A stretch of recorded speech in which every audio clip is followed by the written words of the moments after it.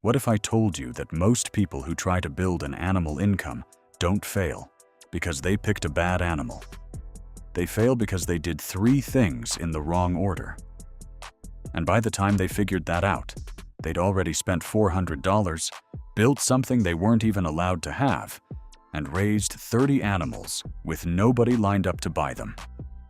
Stay through mistake number 3, because that one can shut your whole operation down before you ever make a single dollar, even when everything else is going right. Mistake number 1, starting with the wrong animal. Let's be honest about something first. Most people reach for the most familiar animal they know, the one they've seen in every backyard farming video. It feels like the safe choice, the obvious starting point. In our research, that default choice turns out to be one of the most expensive, most restricted, and slowest paying animals a beginner can start with. That animal is the chicken. Before you click away, Juan, this isn't about chickens being bad, it's about chickens being a bad fit for most people who are just getting started in a small or suburban space. Here's the math. A laying hen costs $25 to $40. She takes 18 to 20 weeks before she lays her first egg. She eats $15 to $20 in feed every month before she produces anything. A safe coop runs $300 to $800 to build, and in most neighborhoods, chickens are classified as livestock, which means permits, noise rules around roosters, and in many cities, a full ban. When people first start with chickens, the most common thing we hear is this: they barely break even on egg sales. They spend way more than expected on feed, and they end up with animals they can't sell for profit. That's not an income setup. That's a very expensive lesson. Now let's look at quail. Coturnix quail are classified by the federal government as game birds, not livestock, not poultry. In most suburbs and HOA neighborhoods, that means they fall completely outside the rules that restrict chickens. This one legal difference has allowed operators in dense suburban neighborhoods, people who couldn't legally keep a single chicken, to run a quail operation without any issues. A starter quail setup costs $150 to $300. They start laying eggs at just 6 to 8 weeks old. Regular quail eggs sell for $5 to $8 per dozen at farmers markets. Fertile hatching eggs, the exact same egg just listed differently, sell for $10 to $18 per dozen online. Same bird, same egg, up to 4 times the money just from changing one word on your listing. One operator in Raleigh, North Carolina started with 30 birds in a converted dog kennel. By month 3, she was bringing in $280 to $340 per month from egg and hatching egg sales. By month 5, she had added live chick sales and locked in a second buyer. The animal you start with sets your profit before you ever build anything. Pick based on what's legal in your area first, then your available space, then the market. That's mistake 1. Mistake 2 is where most people lose the most money. Not up front, but over months of hard work with nothing to show for it. If this is already changing how you think about making money with space you already have, subscribe right now. We break down real income systems, real startup costs, real income ranges, and the exact steps to follow from day 1. Hit the bell so you don't miss the next video.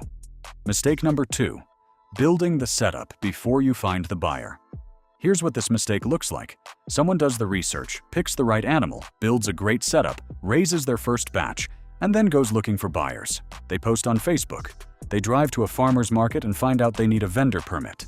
They call a local feed store and find out it only buys from licensed sellers. By the time they figure out the selling problem, they've got 40 animals, a monthly feed bill, and 0 income.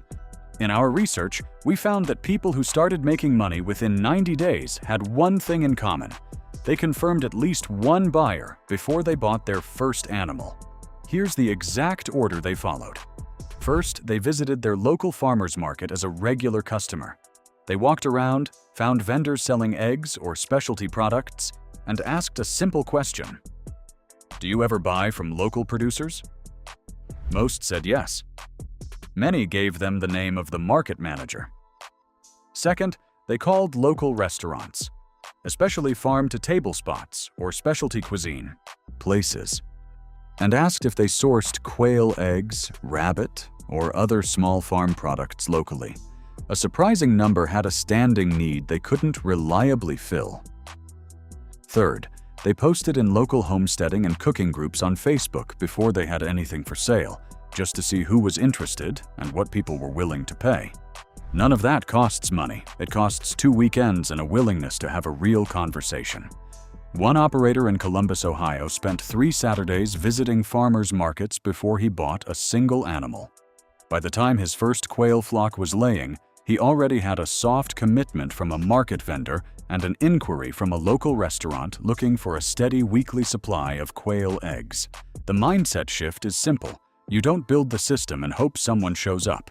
You confirm the buyer exists first, then you build exactly what they'll pay for.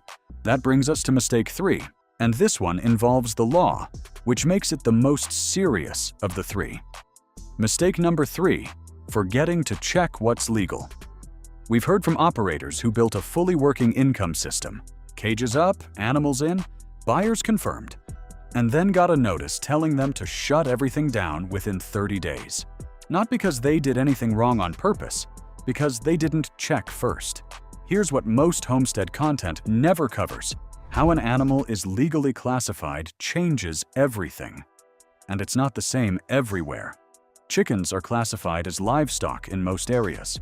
Rabbits are often classified as small animals, or pets, which usually means much lighter rules. Quail fall under a game bird classification at the federal level, and in many cities, that means they're completely exempt from the livestock rules that would block other animals. But often doesn't mean always. A neighborhood in suburban Memphis might allow quail while the city right next to it does not. Some HOA rules are written broadly enough to restrict any animal kept for business purposes, no matter the species. Before you spend a single dollar on setup, do this. Pull your city's municipal code online. Search for livestock, poultry, and the name of the specific animal you want to raise. Read your HOA documents. Call your county extension office. They answer these questions all the time and can give you a clear answer for your specific address. This takes 1 afternoon. Skipping it can cost you an entire system that took months to build. Risk management. Building a real business means planning for the hard stuff too. Every animal setup comes with risks, and you need to plan for them before you start. Young quail can have a 10 to 15% loss rate in the first few weeks if the temperature isn't right during brooding. Rabbits are at risk of a digestive condition called GI stasis, which moves fast and can be fatal without quick action. These aren't reasons to stop. They're reasons to keep a small emergency fund, hold backup breeding stock, and build your income estimates on the low end, not the high end.